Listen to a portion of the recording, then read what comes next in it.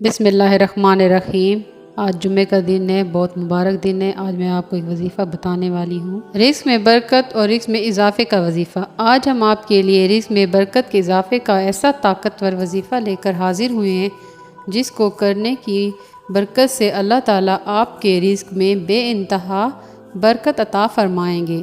یہ وظیفہ بہت ہی آسان ہے اور اس وظیفے سے آپ کو اتنی دولت ملے گی کہ آپ خود حیران ہو جائیں گے اور آپ کے رزق میں اضافہ ہوگا۔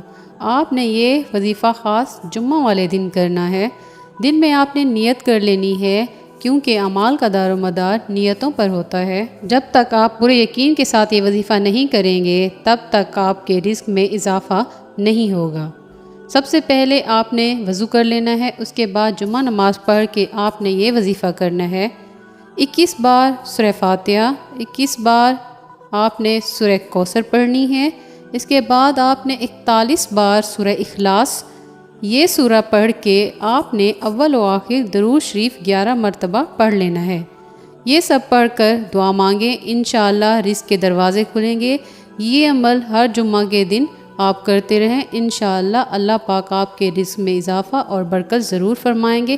آپ نے خیال رکھنا ہے کہ یہ وظیفہ آپ نے جمعہ کی نماز کے بعد ہی سٹارٹ کرنا ہے۔